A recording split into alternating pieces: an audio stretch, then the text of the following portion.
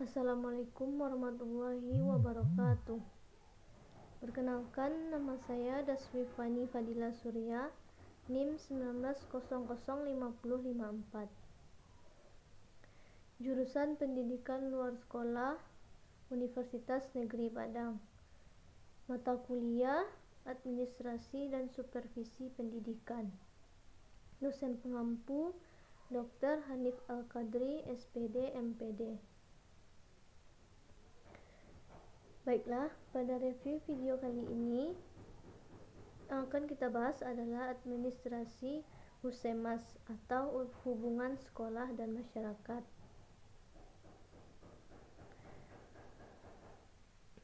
Baiklah, pada review video kali ini bidang garapan yang akan kita bahas adalah administrasi hubungan sekolah dan masyarakat. Sekolah sebagai lembaga pendidikan yang berada di tengah masyarakat. Sekolah tidak akan bisa berdiri sendiri tanpa ada bantuan dari masyarakat. Oleh karena itu, diperlukan kerjasama antara sekolah dengan masyarakat. Kerjasama ini dilakukan dengan berbagai program pendidikan yang dibuat oleh sekolah dan dibantu oleh masyarakat dalam setiap kegiatannya. Sekolah tidak boleh berpikir bisa mendirikan sekolah dengan sendiri, karena dibutuhkan support dan dukungan dari masyarakat dan lingkungan sekitar. Baiklah, kita akan melihat pengertian dari administrasi hubungan sekolah dan masyarakat.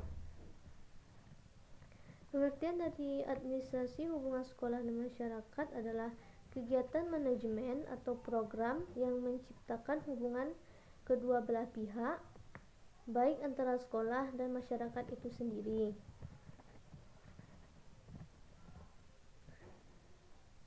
Hubungan ini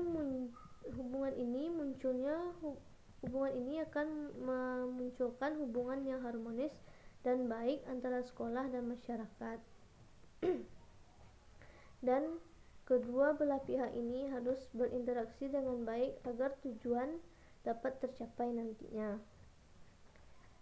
Dan selanjutnya, tujuan dilakukan hubungan sekolah dan masyarakat ini adalah yang pertama, yaitu untuk memahami tingkat pemahaman dan pengertian tujuan pendidikan di sekolah.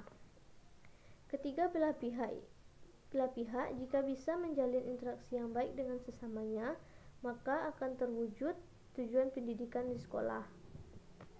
Ketiga belah pihak itu adalah sekolah, anak atau peserta didik, dan yang ketiga yaitu masyarakat. Masyarakat di sini adalah orang tua dan masyarakat pada umumnya serta dunia kerja.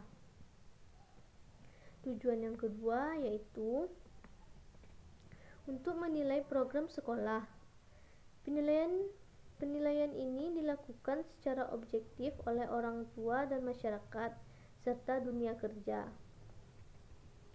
Maka dari itu akan lebih jauh objektif sehingga menjadi masukan bagi sekolah untuk membangun program itu sendiri. Dan berikutnya, nilai program yang dibuat akan lebih bermanfaat untuk siapapun ketika dilaksanakan dengan baik. Tujuan yang ketiga yaitu pengembangan potensi peserta didik. Jadi, ketika ketiga belah pihak bekerja sama, maka akan bisa melihat perkembangan potensi anak. Misalnya, anak cabut pergi bermain PlayStation. Maka di sini kita harus melibatkan masyarakat karena sekolah dan masyarakat akan menyelesaikan permasalahan ini nantinya.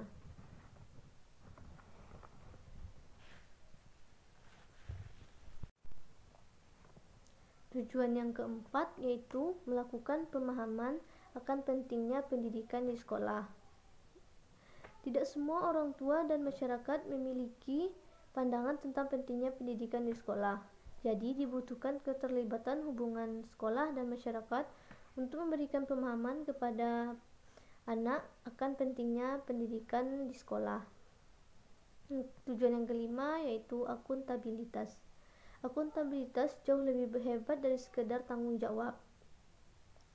Dan ini adalah salah satu pertanggungjawaban moral dan mendedikasikan diri secara akademik, karakter, etika, dan karakter lainnya. Jadi ketika bersekolah terdapat manusia yang berkarakter nantinya. Selanjutnya dapat kita lihat yaitu fungsi dari administrasi hubungan sekolah dan masyarakat. Yang pertama, terlebih dahulu kita perhatikan fungsi sekolah dalam masyarakat. Yang pertama yaitu fungsi agent of change. Sekolah menjadi lembaga pembaharu. Pembaharu berarti melakukan sesuatu yang baru.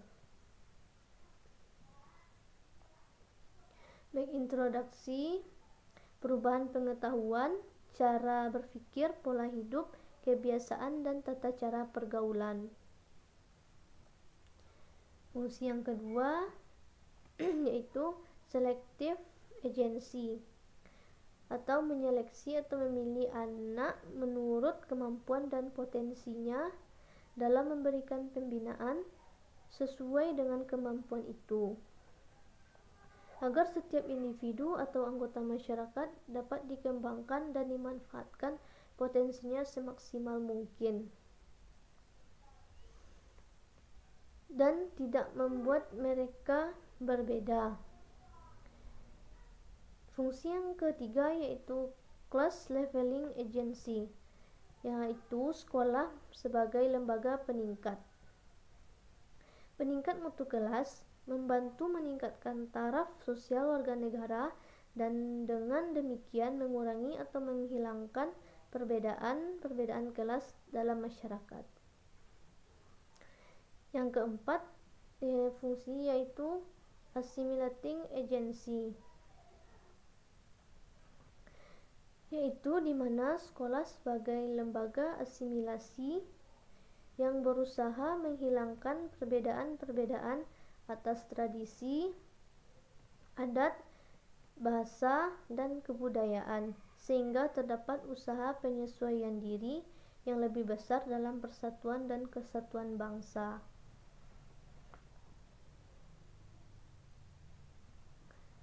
Dan selanjutnya kita lihat yaitu fungsi masyarakat dalam pendidikan di sekolah,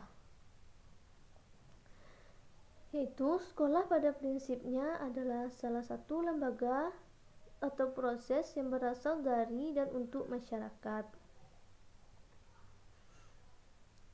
dan itu merupakan lembaga sosial yang menyelenggarakan masyarakat dan harus diyakini karena sekolah pada prinsipnya merupakan satu bagian komponen dari secara keseluruhan sistem kehidupan di masyarakat. Sekolah terdiri dari 3 bagian. Yang pertama yaitu proses input, output, dan proses. Input itu terdiri dari berbagai yaitu tujuan, norma, dan nilai dalam sekolah, guru, siswa atau peserta didik, fasilitas, dan biaya. Seluruh input akan diproses secara menyeluruh. Selanjutnya yaitu output.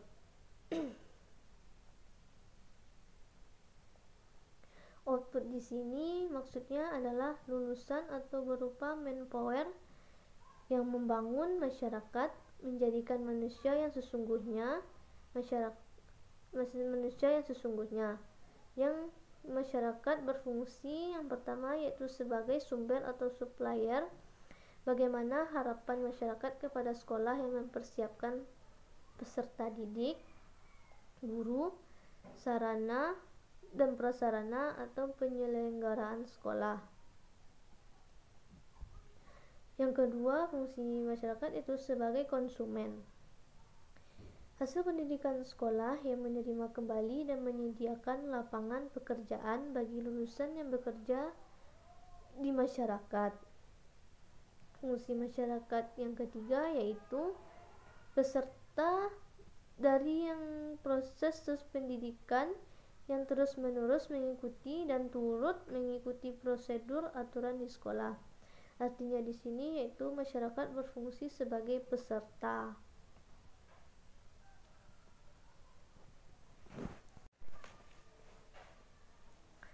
Baiklah, selanjutnya yaitu unsur kegiatan pengelolaan hubungan sekolah dengan masyarakat.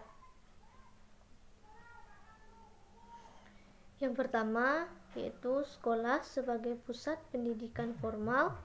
Sekolah memang lahir dari pemikiran efisien dan efektivitas dunia pendidikan bagi masyarakat secara umum. Artinya di sini yaitu bahwa sekolah sebagai pusat perhatian formal. Yang kedua yaitu orang tua siswa, di mana hubungan sekolah dengan orang tua siswa itu tidak bisa dilepaskan. Hubungan ini harus terjadi hubungan timbal balik orang tua. Orang tua juga harus terlibat dalam segala kegiatan pendidikan yang ada di sekolah. Jadi tidak bisa kita pungkiri bahwa orang tua siswa dan sekolah harus bisa bekerja sama dalam suatu kegiatan atau dalam perkembangan anak. Unsur yang ketiga yaitu siswa dan guru, di mana siswa merupakan unsur utama yang sangat penting. Guru juga merupakan sangat penting karena merupakan mesin bagi peserta didik untuk merubahnya menjadi manusia yang lebih baik ke depannya. Peserta didik merupakan bagian dari lingkungan masyarakat. Jadi siswa dan guru memiliki peranan yang sangat penting untuk ke setiap persekolahan. Dan yang selanjutnya yaitu manfaat terkelolanya hubungan sekolah dan masyarakat. Satu, yaitu penentuan sumber dan kebutuhan belajar. Dengan terjalinnya hubungan baik antara masyarakat dengan sekolah, akan jelas pula sumber-sumber kebutuhan belajar yang akan dipergunakan oleh peserta didik dalam belajar. Karena paradigmanya berdua, ada masukan dari masyarakat dan sekolah sebagai penyelenggara, sehingga kedua belah pihak merupakan paradigma yang sama dan konstruktif. Yang kedua, tersedianya tempat-tempat penelitian dalam rangka mengembangkan proses pendidikan. Yang ketiga, pemenuhan sarana dan prasarana. Di sini kita dapat memenuhi sarana dan prasarana. Jika sarana dan prasarana terpenuhi, maka peserta didik juga akan terlihat senang, nyaman dalam proses belajar mengajar.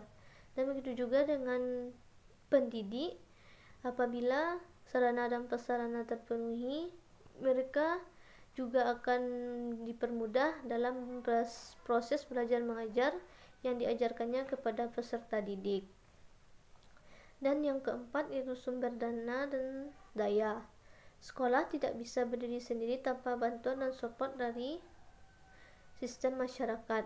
Jadi di sini masyarakat dan sekolah harus bekerja sama agar terjadi suatu hubungan baik atau tujuan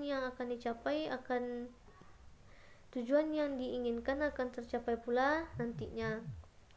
Dengan bekerja sama ini akan mempermudah dalam proses penyelenggaraan atau pengelolaan yang direncanakan. Selanjutnya kita melihat teknik dari pengelolaan hubungan sekolah dan masyarakat. Yang pertama, laporan kepada kepada orang tua. Artinya sangat transparansi keuangan, laporan sekolah dan perkembangan anak. Di sini pihak sekolah harus memberikan laporan kepada orang tua bagaimana perkembangan anak, keuangan, laporan sekolah ataupun dan lain hal sebagainya. Karena di sini sangat penting perkembangan anak diketahui oleh orang tua, dan guru juga wajib melaporkan bagaimana perkembangan anak setiap periodiknya. Yang kedua yaitu tekniknya di sini adalah melalui buletin sekolah. Yang ketiga melalui surat kabar. Yang keempat yaitu melalui event-event sekolah dan tidak hanya sebatas pameran, tetapi juga harus terkait dengan karya dan produktivitas peserta didik, sehingga mereka dikenali dan diketahui masyarakat dengan prestasi yang dimilikinya dan karya-karya yang mereka buat. Yang selanjutnya yaitu penjelasan dari staf sekolah juga merupakan teknik pengelolaan dari Muslimas ini. Staf sekolah juga bertanggung jawab dalam pembinaan kepada orang tua dan masyarakat, karena staf sekolah yang akan menjelaskan bagaimana penyelenggaraan sekolah. Yang selanjutnya adalah menggunakan media elektronik seperti radio, televisi, dan media sosial. Media elektronik ini digunakan untuk mempermudah dalam penyebaran informasi kepada masyarakat dan orang tua siswa. Baiklah, dari teknik pengelolaan tadi dapat kita jabarkan kembali, yaitu yang pertama laporan kepada orang tua. Artinya di sini adalah laporan ini harus sangat transparansi dan harus jelas laporannya terkait keuangan, laporan sekolah, dan perkembangan anak. Laporan kepada orang tua ini bisa dilakukan dengan waktu caturwulan dan triwulan dan didesain secara periodik agar pelaporan ini terjadi sesuai dengan periode dan waktu tertentu. Yang kedua, melalui buletin sekolah. Di sini adalah buletin ini isinya bisa saja berupa artikel tentang guru dan siswa sekolah dan kredibilitas terkait tentang sekolah. Melalui surat kabar di sini yaitu menyangkut segala aspek penyelenggaraan sekolah. Surat kabar ini sangat berguna bagi orang tua dan masyarakat untuk mengetahui informasi terkait dengan perkembangan dan pengelolaan sekolah.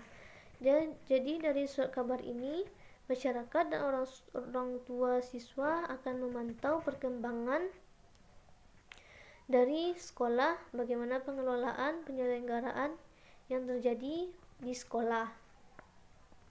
Selanjutnya